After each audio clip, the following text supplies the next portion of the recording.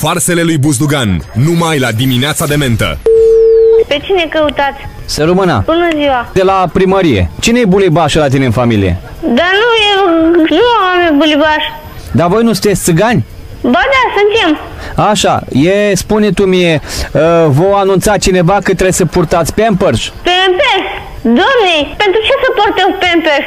Dar știu că voi țiganii mergeți sub fustele alea, n-aveți chiloți, nu se poartă, așa este moda. Noi purtăm chiloți, dar nu purtăm și Pampers. Pampers poartă doar copiii mici, sugari.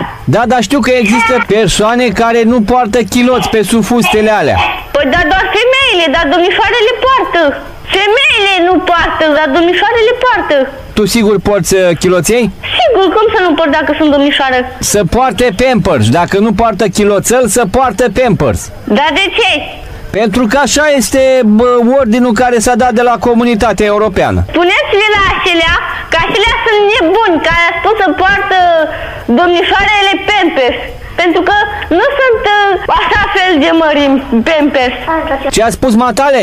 Auzi, nu sunt matale și eu sunt domnișoară. Așa, spuneți-mi cine sunteți, cum vă numesc, de ce m-ați sunat să spuneți că s-a dat o lege ca să purtăm Pampers?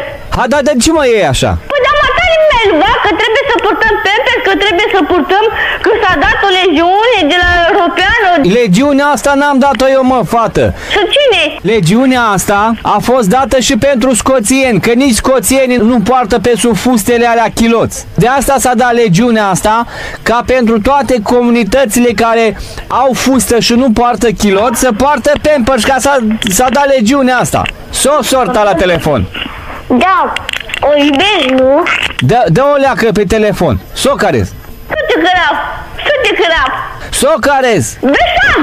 Cum? Stau.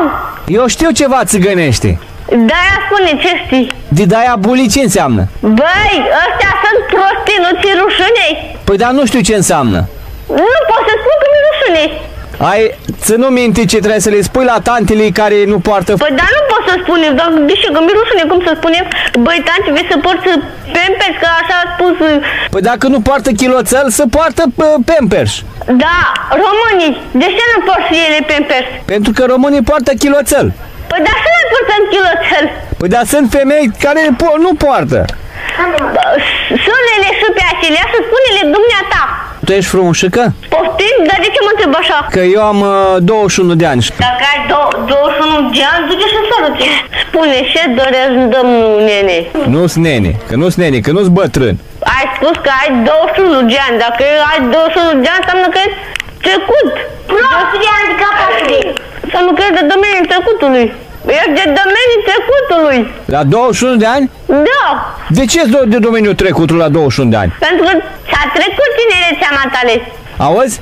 Da. A fost o farsă de la Radio 21. Atunci noi ne cerem scuze că am vorbit așa pe tonul ăsta pentru că n-am știut. Vă pup! La revedere! Ne cerem scuze că n-am știut că sunteți dumneavoastră, domn primar. Dar tu câți ani ai? 18? Da. Poți să te măriți. Apoi mai stau leacă la mama. Deja la 19 ani trebuie să ai 10 copii.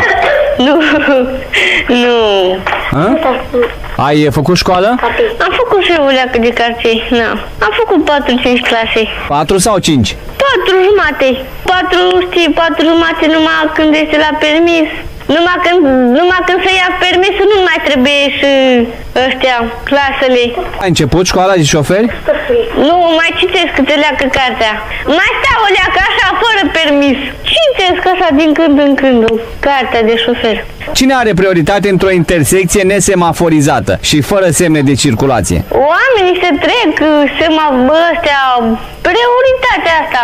Oamenii așa odată și mai cine?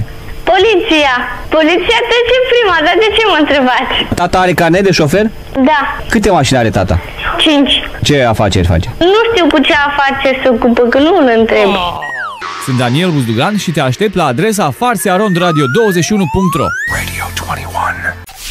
Che bella farsa e la Radio Zoo. Ti sună noaptea, nenea Buzdu, Te păcălește și și te amețăști. O țară întreagă apoi te ur, Mărești